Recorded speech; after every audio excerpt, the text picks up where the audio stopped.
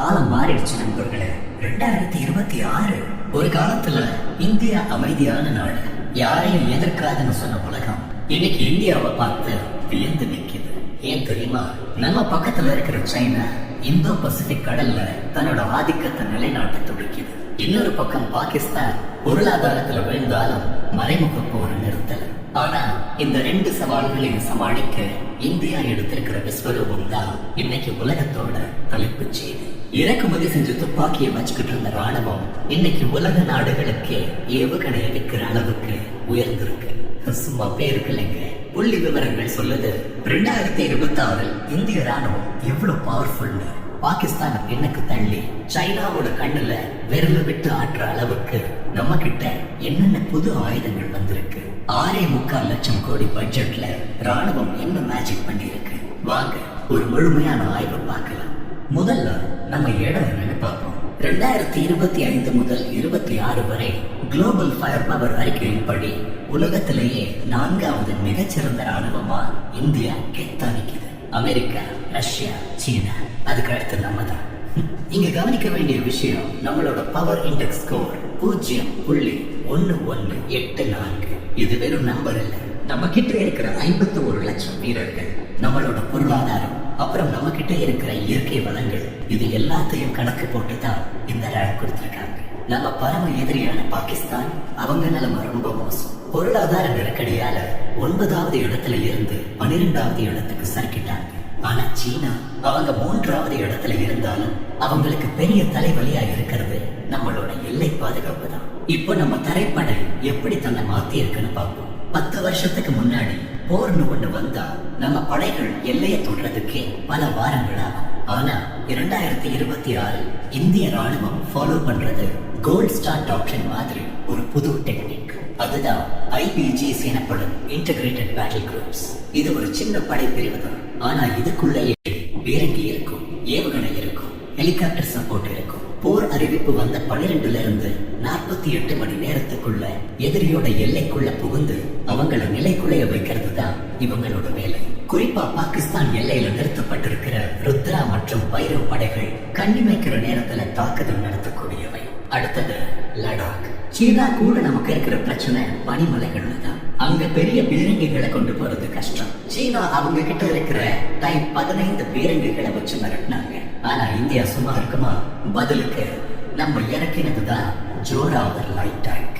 இது வெயிட் கம்மி, ஆனா பவர் அதிகம். ஹெலிகாப்டர்ல கூட தூக்கிட்டு போகலாம். லடாக் மலையில இது ஏறி நின்றாலே சீன ராணுவத்துக்கு நடுக்கம் தான். அது மட்டும் இல்லாம IIT மெட்ராஸ் தயாரிச்ச ராம்ஜெட் தோட்டாக்கள் 60 கிலோமீட்டர் தள்ளி நிக்கிற எதிரிய துல்லியமா தாக்கும். இதுதான் 2026 இந்திய தரைப்படையோட புது முகம். நண்பர்களே, எதிர்கால போர் நிலத்துல நடக்காது, கடல்ல தான் நடக்கும்னு சொல்லுவாங்க. அதுவும் குறிப்பா இந்திய பெருங்கடல். சீனா நம்மளை சுத்தி வளைக்க முத்துச்சரம் திட்டத்தை போடுது. இலங்கை, பாகிஸ்தான், மியான்மர்னு எல்லா இடத்துலயும் துறைமுகம் கட்டி நம்மளை லாக் பண்ண பாக்குறாங்க. இதை உடைக்க இந்திய கடற்படை எடுத்த சபதம் என்ன தெரியுமா? ஒவ்வொரு 6 வாரங்களுக்கும் ஒரு புது கப்பல்.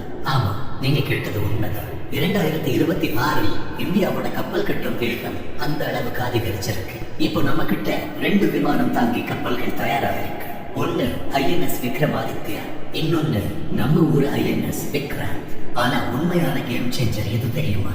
அணுசக்தி நீர்மூழ்கி கப்பல்கள்.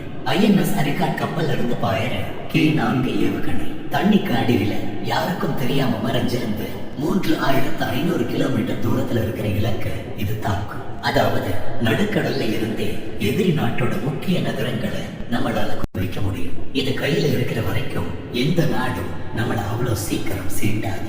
சரி, வானத்துல நம்ம பலம் என்ன? உண்மையை சொல்லணும்னா இந்திய விமானப்படைக்கு தேவையான போர் விமானங்கள் எண்ணிக்கை குறைவாதான் இருக்கு. தேஜஸ் விமானத்தோட இன்ஜின் தாமதம் ஒரு சின்ன சறுக்கல் தான். ஆனா இந்த குறையை ஈடு செய்ய நம்ம கிட்ட ஒரு பிரம்மாஸ்திரம் இருக்கு. அதுதான் S-400 triumph missile system. Russia கிட்ட இருந்து வாங்கின இந்த சிஸ்டம் இப்ப முழுமையா இந்தியாவுக்கு வந்தாச்சு. இது ஒரு கண்ணுக்கு தெரியாத கவசம். 400 கிலோமீட்டர் தூரத்துல வர எதிரி விமானமோ ட்ரோனோ ஏவுகணையோ எதுவா இருந்தாலும் நம்ம எல்லைக்குள்ள நுழையறதுக்கு முன்னாடியே இது சாம்பலாக்கிடும். பாகிஸ்தான் மற்றும் சீனா பார்டர்ல இது ஒரு இரும்பு திரையாவே மாறிடுச்சு. அது மட்டும் இல்ல, எதிர்காலம்னா அது ட்ரோன்கள் தான்.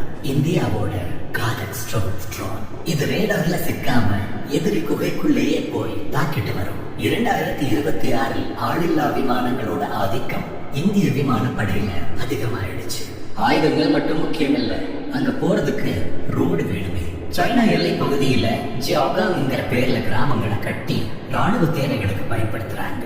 இதை முறியடிக்க இந்தியா இமயமலையிலேயே குடைஞ்சு சுரங்க பாதைகளை கட்டி இருக்கு. முன்னாடி எல்லாம் பனிக்காலம் வந்தா லடாக் போறது கஷ்டம். ஆனா இப்போ மழை, பனி, புயல்னு எதை பத்தியும் கவலை இல்லை. வருஷம் 365 நாளும் நம்ம ராணுவம் எல்லைக்கு செல்ல முடியும். இன்னொரு பக்கம் பாகிஸ்தான் எல்லையில ட்ரோன் மூலமா ஆயுதம் கடத்துறது தடுக்க ஆன்டி ட்ரோன் சிஸ்டம்ஸ் பிஎஸ்எஃப் நிறுவி இருக்கு. 2025 மட்டும் 100கணக்கான பாகிஸ்தான் ட்ரோன்களை நம்ம சுட்டு வீழ்த்தி இருக்கோம். நண்பர்களே, ஒரு விஷயம் கவனிச்சீங்களா?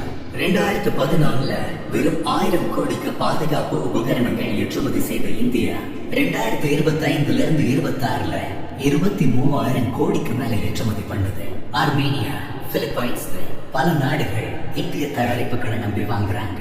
இந்தியா இப்போ ஒரு பாதுகாப்பு நுகர்வோர் மட்டும் இல்ல, ஒரு பாதுகாப்பு உற்பத்தியாளர். எல்லாத்தையும் விட முக்கியமானது ஒண்ணு இருக்கு. எவ்வளவு பெரிய ஆயுதம் இருந்தாலும் அதை இயக்குற வீரன் மனசுல தைரியம் இருக்கணும். -30 டிகிரில ஒரு பனியில என் குடும்பத்தை விட என் தேசம் தான் முக்கியம்னு நிக்கிறானே ஒரு இந்திய ராணுவ வீரன். அவனோட அந்த நெஞ்சுறுத்தல தான் இருக்க இந்தியாவின் உண்மையான சூப்பர் பவர்.